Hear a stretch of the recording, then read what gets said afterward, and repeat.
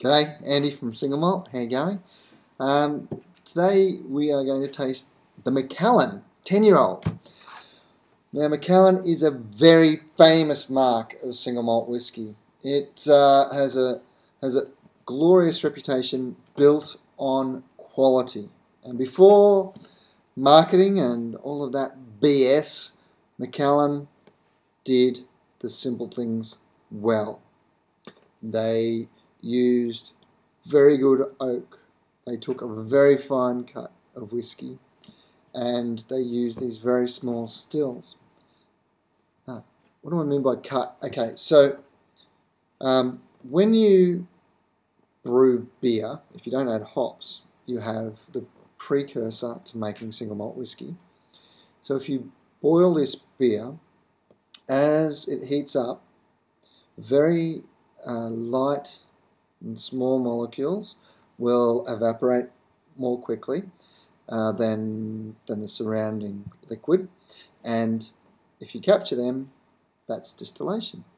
So the first molecules that come off are very, very light, and they are things like methanol, which are not very nice, can turn you blind, and yeah, some other pretty nasty compounds. They're the first things to boil off, and they call them the foreshots because they shoot off first.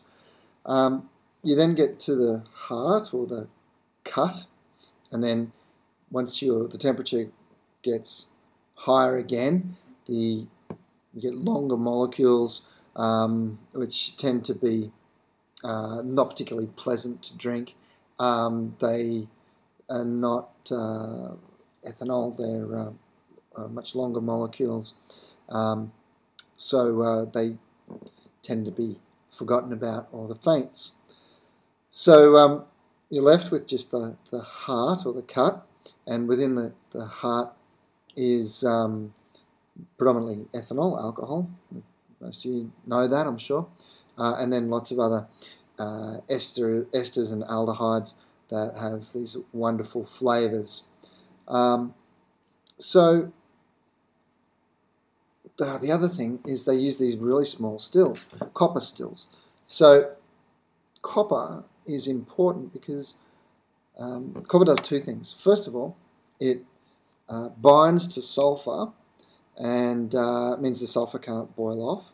Now, sulfur produces really, really unpleasant odors, things like rotten egg gas. They're called mercaptans, and you'll know them because when you say, "Oh, I smell gas," that's not actually gas you're smelling. It's actually a sulfur compound, a mercaptan, that's added to the gas so you can smell it. So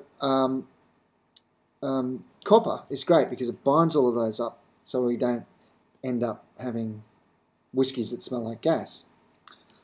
You might get a bit of gas afterwards, but yeah. The other thing it does is copper assists in the formation of these estery flavour compounds, so it enriches the amount of flavour that's actually in the single malt. And because Macallan uses very, very small stills, you get a much higher concentration of this effect of the esters, and also the reduction in sulfur. So they do it well in the distillery, and they use very, very good barrels out in the barrel house, or at least they had done that in the past, which is what they built their reputation on. Now, unfortunately, they became a victim of their own success because they built such a reputation, because Macallan had become so popular.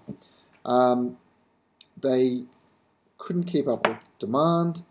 The supply of barrels dried up, and as a result, they couldn't keep making their traditional rich sherry style. So they released a thing called fine oak rather than sherry oak, which was a blend of American oak and port, and who really knows what it was. It was just something to fill in a hole in the market while they were developing the next batch of sherry oak. I'm sure that I've always had the desire to get back that reputation, and that reputation was all around those three key things.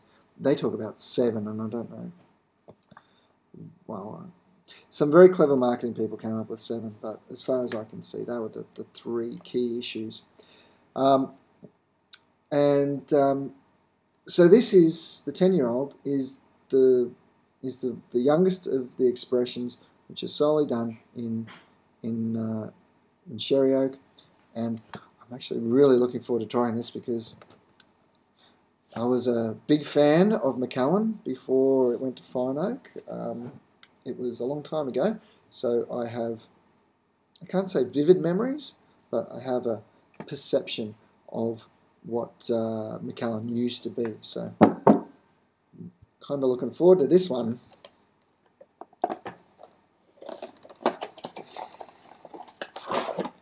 Well, they've stuck with tradition. They used the beautiful high-shouldered bottle.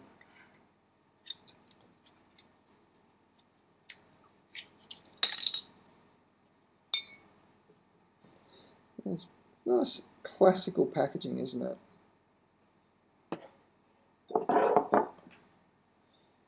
A lovely bronzy colour.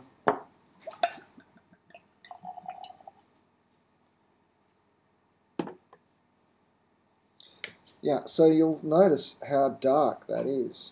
Clearly aged in sherry. They do make a point of saying that there is no, absolutely no caramel added. No caramel added. So all of the colour in here has come from the barrel. That's my baby. It's a lovely, rich sherry flavours, aroma, clean. It's almost like molasses, or what was that other stuff Mum used to buy? Not golden treacle, not golden syrup, but more treacle. You probably can't even buy that these days. Who knows? But it's just really inviting you to drink it. It's really rich, dried fruits. I smell figs and orange blossoms, and yum. It's just an explosion of aromas. I'm just going to put this out of the way so I don't knock it over.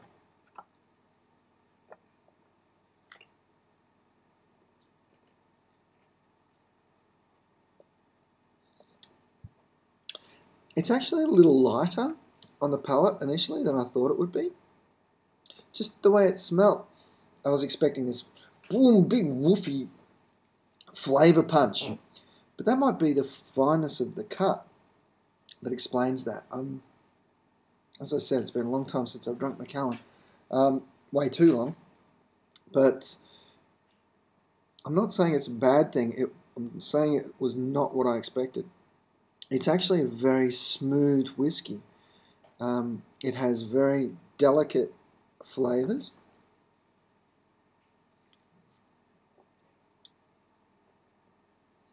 And a good drying finish. Yeah, there's certainly, it's not, I was going to say prunes, but it's actually not. It's more, it's actually very dry, almost like a biscuit, like a cracker, water cracker flavour on the back palate. This is a really different whiskey to the ones that I have tried before. Very clean,